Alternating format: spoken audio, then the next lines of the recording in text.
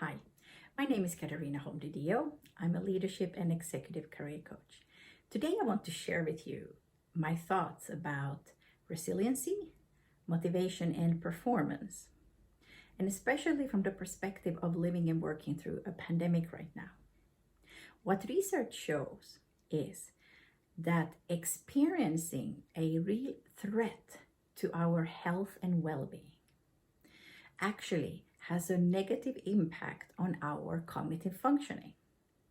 What this means is that the stress that we experience as we feel that our life is threatened, and in this case through the virus, that this stress that we experience that actually negatively impacts our ability to resolve, for example, complex cognitive challenges. It means that we make more mistakes. We might make more judgment errors and even social errors in assessing what is going on and understanding what's happening. So this is something that we need, that it's important for us to keep in mind, both when we are setting goals for ourselves and also expectations of what we should be or should not be able to do. I've heard a lot of my clients talk about how difficult they find it to continue to perform on the level that they were performing on pre-COVID. And what's important here again for us to remember is that it is wearing us down. Going through the stress of the pandemic and the fear for our health and well-being will impact our ability, for example, to focus and to stay motivated and to stay engaged. And this is also something that managers need to remember and need to be aware of as you are leading your teams and your people. Don't expect them to be performing or to be able to perform at the same levels as they were before. There's just too much stress going around. But what can we do about this? Well, a couple of things. First, let's make sure that we create cultures of psychological safety at work or wherever we are. And what does this mean? This means that there's trust and a safe environment in our offices, in our teams, among our team members. A culture where people feel that they can make mistakes, that they can ask for clarification, that they can ask for more information, that they can relieve that they don't necessarily know everything, that there's room to be vulnerable without fear of retaliation or fear that their career somehow will be negatively impacted from this.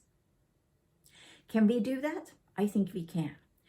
And in these times, it's even more important that we focus on creating cultures of psychological safety wherever we are and wherever we work. And it's not just the manager's responsibility to do so, it's also our each and everyone's responsibility in the team to do so. Thirdly, the third point that I want to bring up today is to remember to refill or to deposit into your resiliency bank account so it's not depleted or empty. And what does this mean? What I'm talking about here is to build up a buffer of strength and resiliency, so you have the strength to go through difficult, challenging times. And we're talking about emotional, cognitive, or mental and physical resiliency. And how we do that? I think physically, most people know how to do it. It's about physical strengths, it's about exercise, taking care of our health. But we also need to remember to take care of our mental health and our emotional health. And what can we do for this? To give you an example, if you look in the background of where I'm sitting, you see some art pieces. The one on the wall was painted by my daughter. The smaller one was done by me. I'm sharing this with you because for me, one way that I'm building resiliency and I'm allowing myself to recharge and to forget about all the challenging things that are happening right now, and also all the challenges at work, is to paint. The process of creating art allows me to relax cognitively, and it gives me energy and inspiration as I learn and as I see the picture or the painting evolve and develop in front of me. Another thing that I do, that I've done a lot lately, is going for hikes, finding time to walk in nature, in the forest. This really allows me to rest mentally, cognitively, while at the same time I'm building strength physically. So this is what I wanted to share with you today.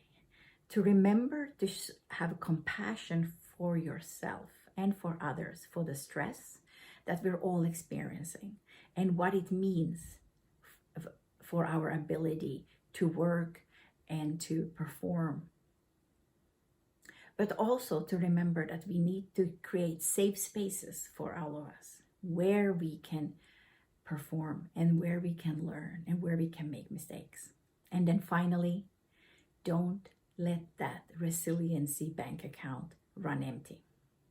Take care of yourselves and have a good week, everyone.